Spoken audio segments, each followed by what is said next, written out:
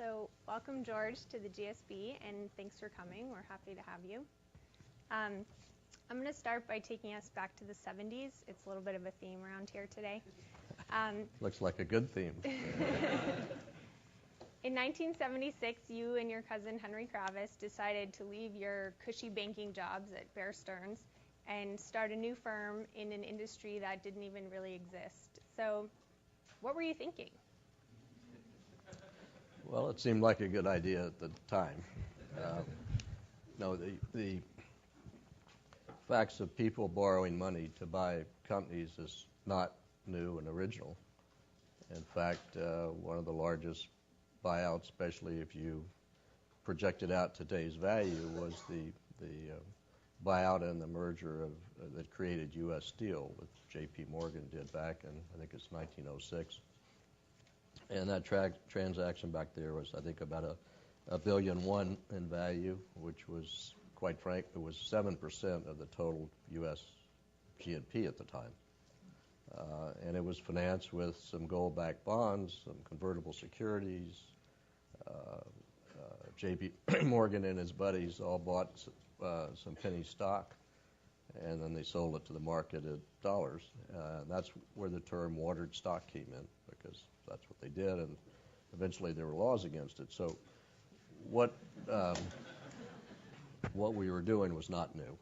The new part of it was really making management partners in what we did. And while I was at Bear Stearns, quite frankly, when I was at law school, I worked, and we had done probably 12 or 15 management buyouts at Bear Stearns. The firm at the time really didn't want to invest capital in that area. So Henry, Jerry, and I borrowed the money for the equity to do it. Now, the deals were quite a bit smaller, and at the time, very, very difficult to put together.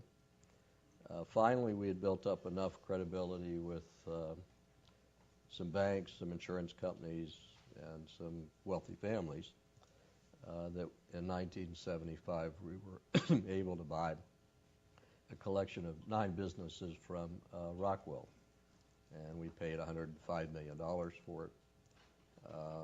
We were able to get that transaction done. It took about a year to do it. We called everybody that we knew and we needed everybody we knew to put up the money to do it. And that really convinced us that, hey, we could do this on our own. So we didn't just wake up one day and say, hey, this is a good idea, let's go do it. We had the training, the experience. We had some experience of some deals not working out. Quite frankly, you learn more from those than you do your successes. And we, had a reputation of fair dealing and integrity that we had established with some key financial institutions in order to do it. And then the final thing is, in 1974 and 1975, the U.S. had gone through a tough economic period of time. It was really after the oil shocks and the oil embargo of 1973. Wage price controls were put on at some point in time. So we felt we were coming out of a recession into a reasonable period of time. And it just seemed like a good thing to do. Bear Stearns was going this way. They were growing. They wanted to do more agency business. They really didn't like investing in businesses that took 5, 7, 10 years to mature and to develop in something. I could understand that. Bear Stearns at the time, by the way, had $30 million of capital in 1976. Just as a point of reference, Morgan Stanley had $8 million, and Goldman Sachs had 30. So you can see in the last 32 years how the world has certainly changed. So that's what we did. What concerns or fears did you have at the time about taking that step? Oh, well, that we wouldn't be successful and I have to go. I had a wife and 3 kids, and we'd have to go live with my mother-in-law. Fair. But all kidding aside, and you all here are privileged to get the kind of education that you're getting here. and obviously to have the education you did before you came here. So I remember specifically saying to myself, what's my downside if this doesn't work? And I always came back to the fact, look, I had a good education. I have a good education. And whatever we're going to do, we're going to keep our reputation and our integrity in shape. And you'll find as you go out in the world, and many of you already know this, that the system we have in this country does not penalize failures as long as you fail honorably. The system will give you a second and a third and a fourth chance. If you're an entrepreneur and you take some risk, as long as you do it in the right way. And that truly was what I figured that was my downside. And I also knew that if I didn't do this, I would always look back and say, I missed an opportunity. And I had a very, very, very, very supportive wife. So, that good? Talk a little bit about your partnership with Henry. How has that worked, and how has it influenced the leadership or culture at KKR? And what advice would you give to a GSB student today thinking about picking a potential business partner? Well, Henry and I are first cousins. Our families were close growing up. I think the last argument we had was we were about 9 years old, and I wanted to ride Henry's new bike, and he didn't want me to, so I shoved him through a window. And ever since then, we decided we better get along. We also had 2 older siblings, and we figured that if we stuck together, we could combat whatever bad things our older siblings were going to do to us. So it's a unique relationship. I don't know how many there are like this in life, more or less business. My father told me a long time ago, if you could really go through life and find one really, really good friend, and by that I mean somebody who's got your back and who's as much interested in your welfare and being as he is in his own, you're a very lucky person. And, things just sort of come naturally. I think that we've got a different style of how we do things, but our sense of values and what we want to accomplish, I think, are pretty symbiotic. And, I don't know what advice to give you all in terms of finding the ideal partner, but you need to make sure that, 1, you can trust them, and 2, that you share the same value system. And that don't mean that about making money. I mean the same value systems about what's important to you in life and, what you are as a person. I think that's essential to be able to do that. That sounds like good advice. So let's talk a little bit about management. You've had the unique opportunity to see how lots of different businesses are managed, and I know you've come across a lot of undermanaged businesses throughout your career. Based on your experience, what are a few common mistakes that you see managers making or pitfalls that they run into? Well, so many times, especially in larger companies, people get consumed with the idea of managing a corporation as opposed to achieving objectives. Anytime you have more than 8 people in a meeting and it lasts more than an hour, it's not going to be very productive. Anytime you have 3 or 4 people in meetings and it lasts more than 2 hours, it's probably not going to be very productive.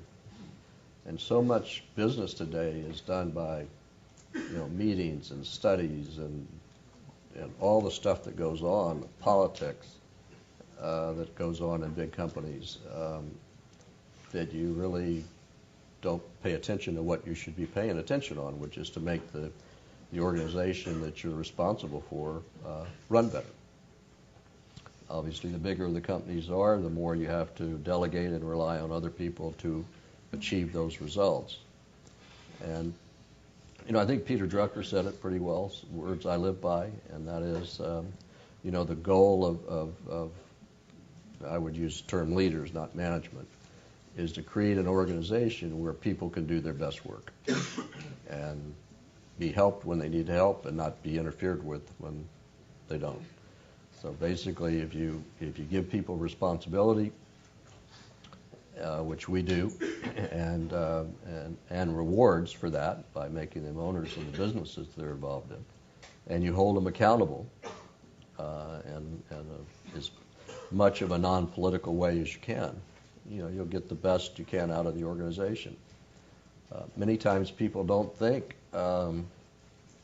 like owners. I'll give you one quick example. Back in the early 80s, we bought a company called Union Texas Petroleum, which was at the time the largest independent oil and gas company in the U.S. We did it jointly with Allied Signal. They owned half, we owned half. We gave 10% basically in options to the management. And back in the 80s, that period of time, oil went to $30 a barrel, which was way over the projections that we had used. And we were making money hand over foot. And then 6 months later, it went to $8, and we were losing a lot of money. And I remember going to a board meeting. We were going to discuss the budget. And the company had spent $600 million the year before, and they came in with a budget, the same number. And I said, well, this doesn't make any sense. Oil prices are down. Why do we have to spend the same money? And they went through, a whole litany of reasons. I mean, that you really couldn't fathom. So basically, I said, look, if you as a management are willing to invest $60 million in this new budget, we'll approve it. They said, well, we don't have it. I said, yes, you do. You own 10% of the company. $600 million budget, 10%, $60 million is your own money.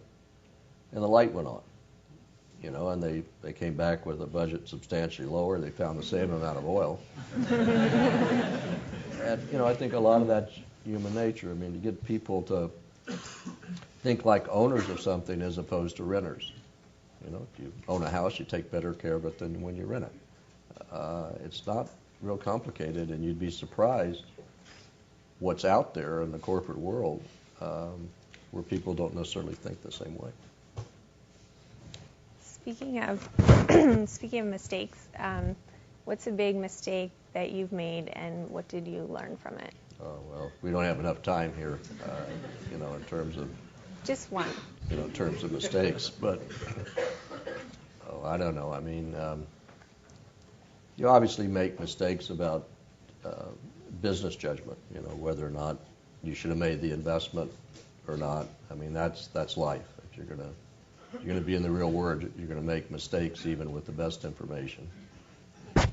I'd say probably the biggest recurring mistake that we have a tendency to make is when and this is in business now, is when our gut tells us that the management's really not doing the job they ought to be doing. There's a tendency to give them a second or third chance before you make some changes. And I think we've learned over time that if it's not going to work, you're much better off going in very quickly and making changes up front. Organizations, when there's a change of control, expect change. You should go do that and do it very, very quickly. So from a business standpoint, I think that's, certainly one. You could probably, again with hindsight, question whether or not we should have bought RJR. Not so much because of how the economic returns work, because actually with all we went through, that wasn't so bad. But really what it did in terms of turning the spotlight on our firm from 1988 till this morning or whatever it is, that really wasn't a very pleasant thing to do. It wasn't a pleasant thing to have to go to Washington to defend yourself before some of the brighter lights that we have in our Congress. So, I guess with hindsight, certainly wouldn't have done it. Again, not because of the dollars and cents, but because of everything else that went with it. I think it distracted our firm for a long period of time. I know it did, because we faced an awful lot of issues that we had to do, including resetting a bunch of bonds. And if we hadn't reset them, there would have been a number of banks that would have gone bankrupt. And I mean, it's somewhat deja vu all over again here. So it was a huge responsibility to have undertaken that. When we exited the company, they were investment grade again, and a lot of the issues that we fought through had been accomplished. But I'd prefer not to have that experience again. You talked about changing out management, and you've probably hired and fired a lot of CEOs and managers throughout your career. Are there any particular CEOs or leaders that you found especially inspiring or effective, and what was it about them that made them stand out?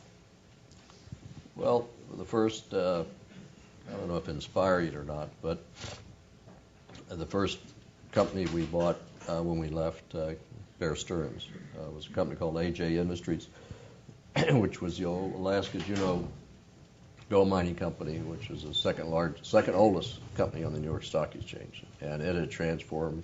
Bernard Baruch had been a big shareholder in it and had a huge history. But it was no longer really a gold mining company. They had become a conglomerate. And they had aerospace business, military business, an automotive business, 83 lawsuits, a land business, and a lot of other stuff. And Ray O'Keefe, who was the CEO that was brought into it, was really a unique individual. I mean, I think he had no balance in his life, but he basically worked 18 hours a day. And he got this sorted out. And at the end of the period of time, we had no lawsuits. We had gotten rid of 30-some-odd money-losing divisions. We basically had 4 left. And, we were heading into a recession back in the 80s, early 80s, which, by the way, dwarfs anything that you're reading about in the newspapers. 1980, 1981 in the U.S., we had more people unemployed than we had during the Great Depression. We had a prime rate of 21%. We had a long bond of 14%. So things were tough then. And there's Ray with 4 businesses right in the teeth of all this bad stuff going on. And he had a little saying on his desk. It basically, I've never forgotten, it basically says, when the wind don't blow, row. And that's what he did.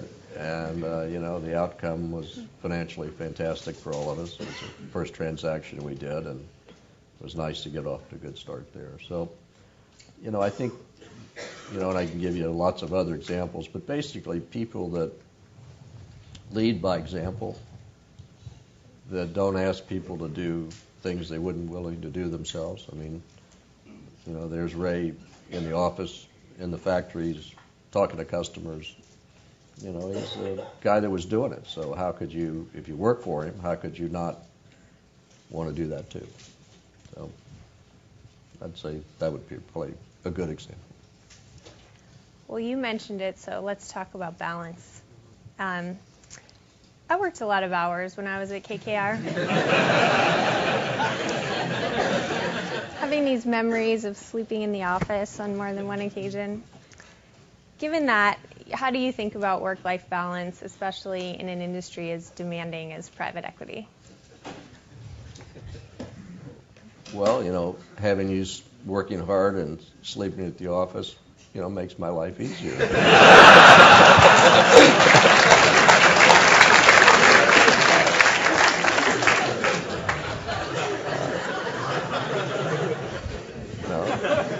And if you're not going to do it now, when are you going to ever do it? But put it seriously, I think that I've been blessed in life because I found something at a very early age that I love to do. I mean, I'm very passionate about, the work. I'm very passionate about the firm. Certainly one of the fathers of it. I take a lot of pride in what we do. And I think when you and I say blessed because I wish that for all of you, that you find something in your life, regardless of what it is, that you love to do. And if you do that, then even going through difficult times, which you will become easier because you'll look at these as challenges and ways that you're going to get over this, and ways that are going to make you stronger if you have something that you're really passionate about. So I start with that. I've always had, I attribute this to my mother, a very strong sense of what's important in life, which is obviously your family and your family's health.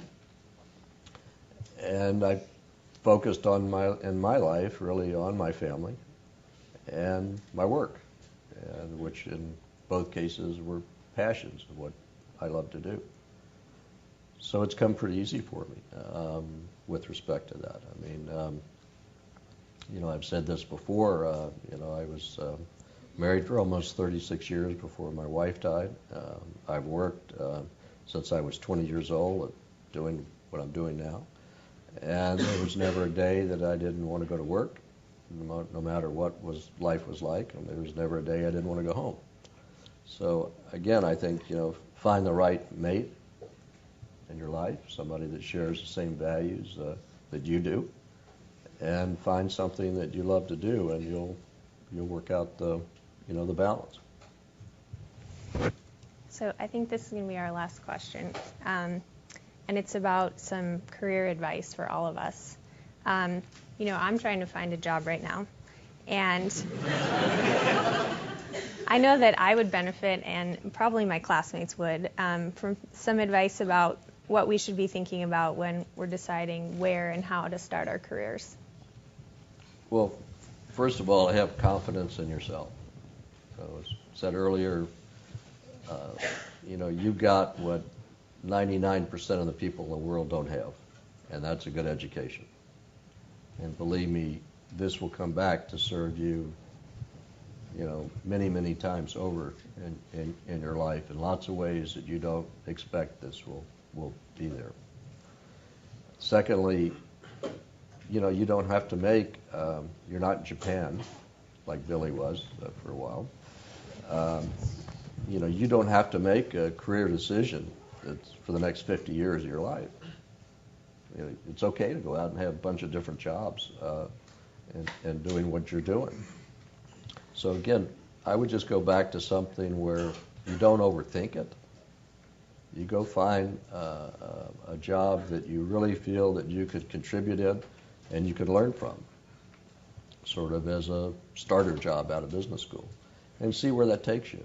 And you'll meet lots of people along the way. Doors will open for you along the ways. The experience you gain in one set of jobs will help you in something else that you're going to do. Work hard and work with integrity all the time, and opportunities will be there plenty for you. But the best advice I give you is don't stress out too much about it, and don't try to overthink it. And if you need to change jobs in 2 or 3 years, you haven't committed a sin, go change jobs. Well, I think that's enough for me. We'll turn it over to questions from the audience. But thanks again for your candor and for your time and being here. Sure.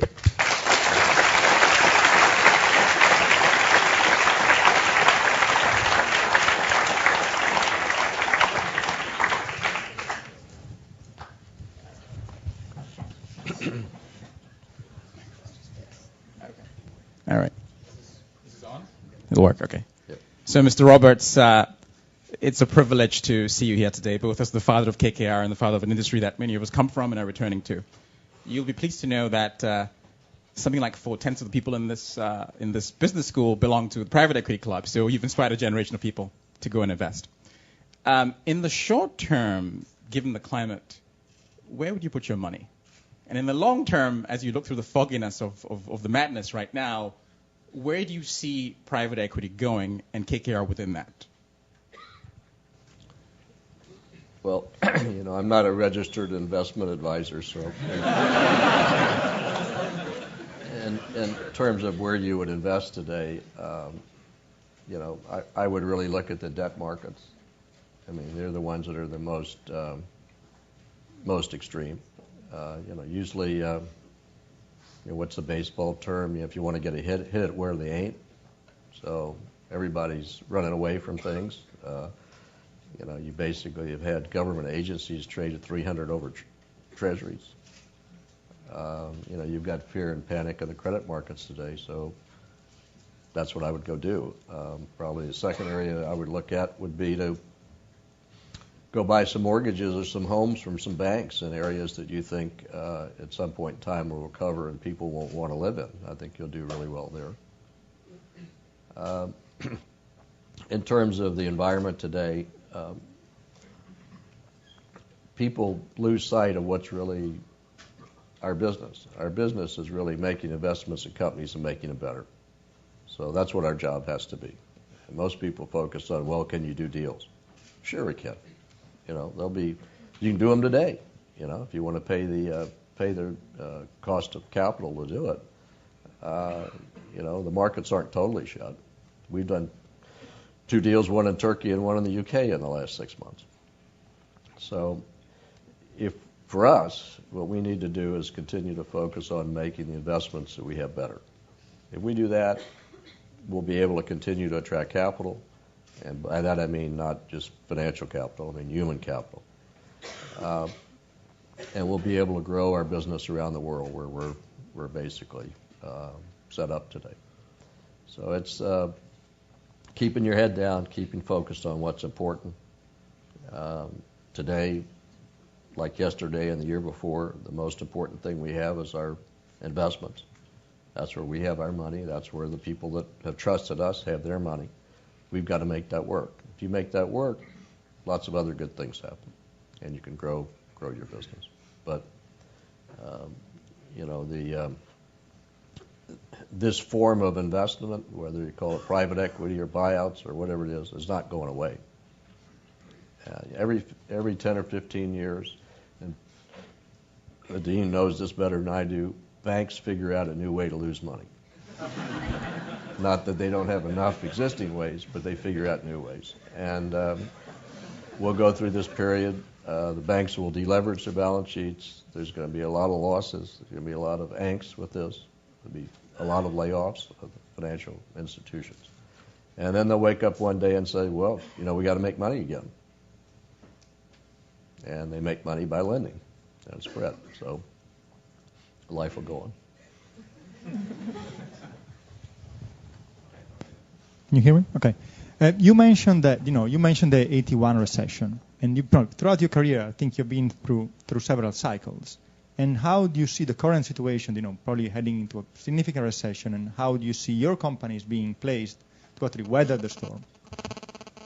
Could you give me the last part again, please? Okay. Basically, how do you see the portfolio company that you're currently owning weather through the storm, and which kind of plans do you have, or you see a massive challenge or not? As I understand it, the question is, how do we see KKR weathering this storm, and what are our plans? Yeah, portfolio company. A portfolio company? Okay. Well, we have 44 investments today. If you aggregated them, the sales are $185 billion, and they employ 880,000 people. So we have a huge responsibility to all the constituencies that are involved in that. And from the day before we make an investment, we try to figure out what we're going to do to make that business better. And we spend a lot of time in our decision-making process. That's why Selena sleeps on the couch when she worked for us. And trying to figure out, what are we going to do, when the dog catches the bus. And then we have some very good processes in place to make sure that what we said we were going to do is going to get done. We have an operations group within KKR that gets into all the details of the business in terms of how they can be improved. Many of the investments we've made We actually had our team in and working in the company prior to actually owning it. So the focus from day one, from the time you say, well, this is a good idea, to you actually make the investment, you have to live and breathe operational improvement in those businesses. So it has to be ingrained in the culture of the people that work at KKR and everybody that's there to help you. That's not to say you don't make mistakes or there are macro things that work today in the world, which they obviously are, make that difficult. But you have to stay after it every day, and you have to follow up. You have to hold your people accountable for doing what they say. And you just have to be all over it.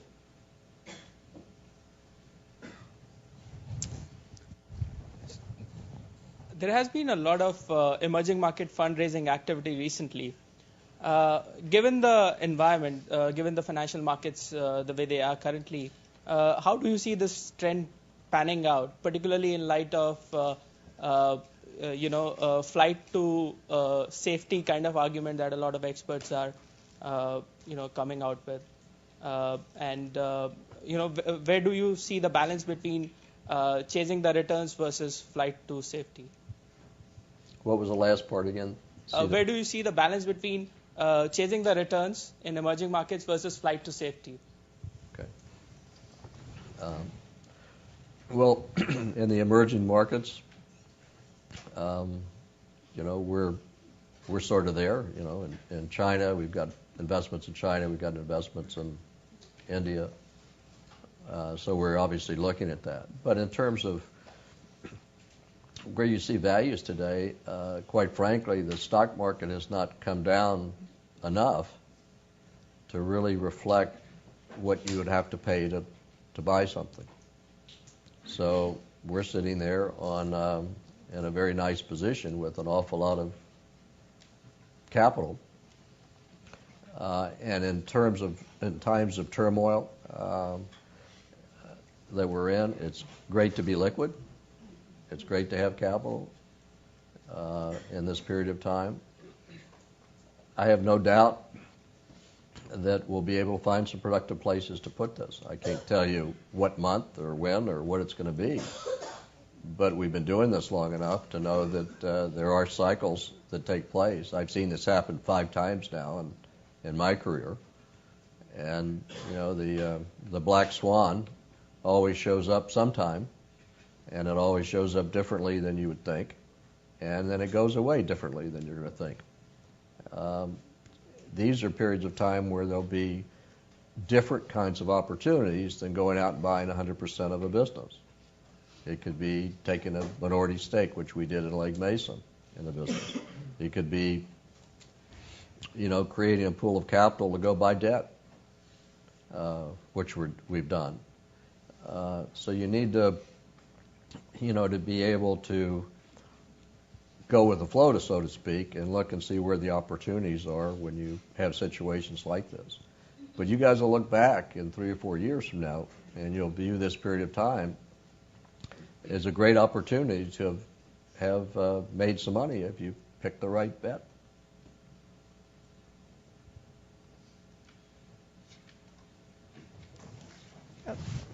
Go ahead. You spoke briefly about the RJR deal and how maybe that had brought a little more attention to the industry than you would have liked. Again, you're still seeing maybe expensive birthday parties and other things, bringing a little more attention than you may like to the industry. What do you think has gone wrong, and what can private equity do to show that they really are a net creator of jobs and not just a bunch of liquidators, essentially? Okay. Well, all you got to do is to see what our records are is to look at them. They're there.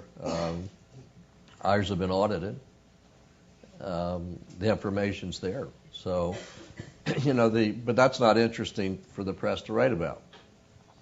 Okay. And look, really what's happened is, and it's not just private equity, but there's been a lot of money made in the last 10 years. In the United States, and you can individualize that.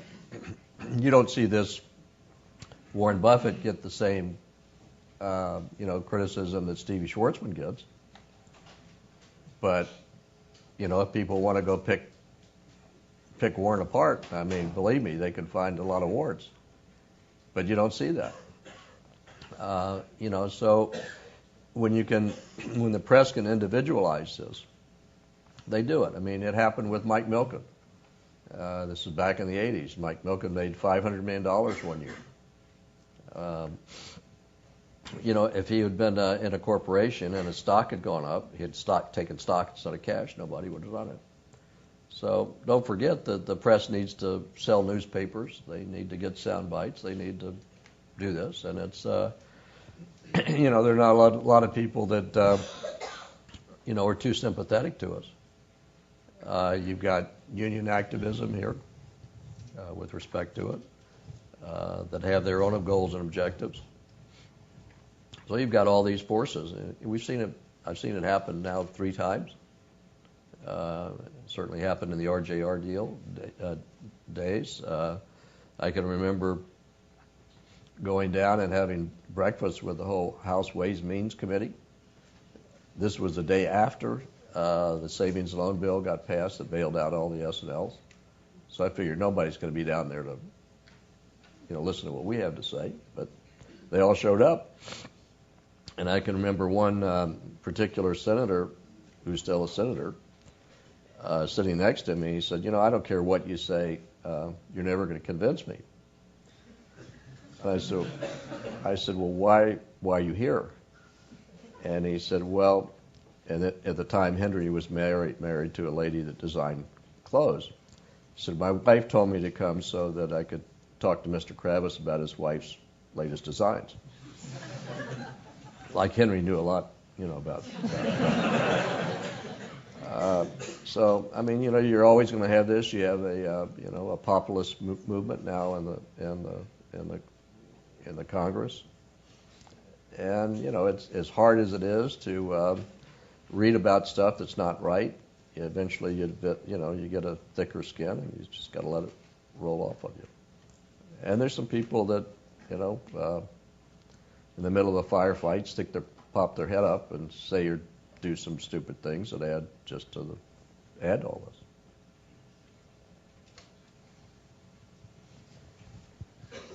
I noticed that you're carrying the book Leadership Secrets of Attila the Hun, and I don't think that's in the core curriculum right now. So I'm just curious what selections you found most interesting and would want to convey to students. Well, I'm glad you asked.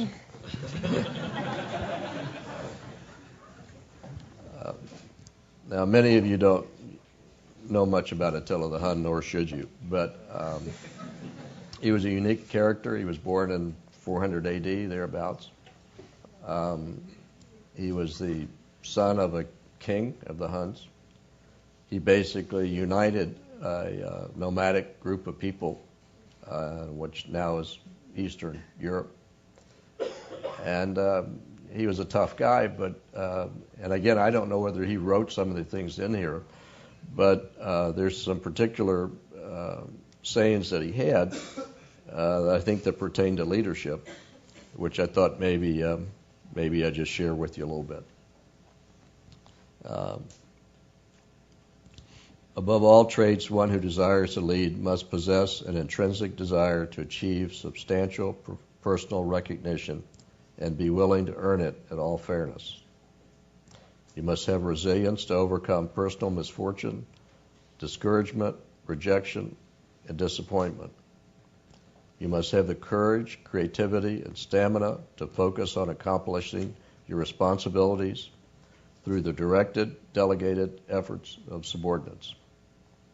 You must recognize and accept that your greatness will be made possible through the extremes of your personality, the very extremes that sometimes make the campfire sadder and legendary stories. You must remember that success in your office will depend largely upon your sustained willingness to work hard. Sweat rules over inspiration. You must be committed to preserve, even in the face of opposition and challenge. You must have a passion to succeed, a passion that drives you to prepare yourself and your Huns to excel. You must be willing to remain your natural self. not take on an aura of false pride in your countenance. So Attila had some pretty cool things to say that I think applied, to everyone's everyday life. And every once in a while I pick it up and read it and always find something a little bit different, to say about it. Now he died, he had many, many wives, and I think his last wife poisoned him because he had killed her father. So don't do everything that.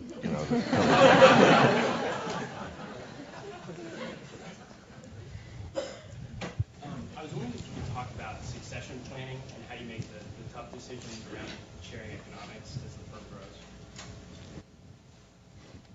Well, in terms of succession planning, we think about it all the time, but voluntarily have no plans to leave, in the foreseeable future. But part of your job, if you're going to be a leader in an organization, is to make sure that you have a good succession plan.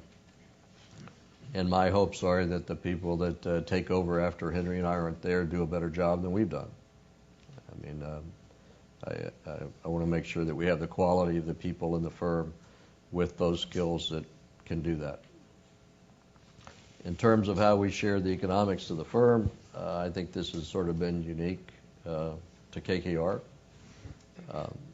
Everybody that's a full-time employee in the firm has an ownership in everything we do. So when you go to our office, the lady that greets you at the door is an owner in everything that we do. We've shared that ownership deeply throughout the firm.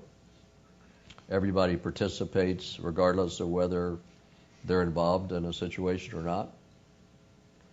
Basically, the folks that we have in China or Japan or Australia or Europe or the U.S., we all participate equally in everything that gets done throughout the firm. So when you take that out of the organization and without people having to fight every year over what they think they should be reasonably paid, you create an environment that where people communicate a little bit better, and you've taken a lot of the politics out of it. So if you take that and then you make sure that you communicate with people 2 or 3 times a year, and if they have some issues and ways that they need to improve, maybe even more so. So you get people feedback. You get the best out of your people. I think we probably have lost 9 people since we started KKR. Only one really went into the buyout business, and I don't know what he's doing now. People tend to want to stay and make a career in what we do. Some people have wanted to do other things. Ned and Scott left to start a small hedge fund, basically. We've had guys leave to go start nonprofits. And most importantly, we've had 1,000 when we go out and try to hire people. So we must be doing something right.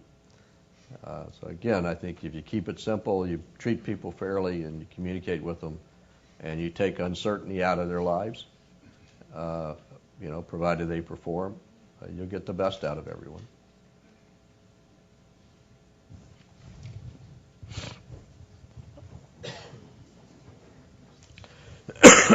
So you've obviously created this entity which has been hugely successful. You've been very good at doing that. Just wondering, how do you think about spending the rest of your time? What is your vision for the rest of your life? I think it's like, what do you do besides work? Oh, what I say. More or less? Well, I try to stay fit. I start around 5:30 in the morning and go do that for about an hour. I work. I like to practice my golf. I have 4 grandchildren and another one on the way. They all thank goodness all my children live in the area, so I like to spend time with them. I like to read.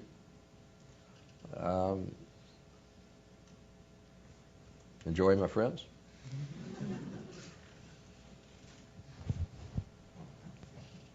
I know you're involved in you started RedF, a venture philanthropy firm, and would love to hear a little bit about your vision for venture philanthropy and whether that'll be the wave of the future in the nonprofit industry.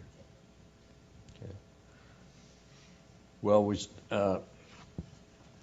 my wife and I started when we were fortunate enough to have the wherewithal to give back. One of the things we wanted to do was to do something. If we didn't do it, wouldn't get done.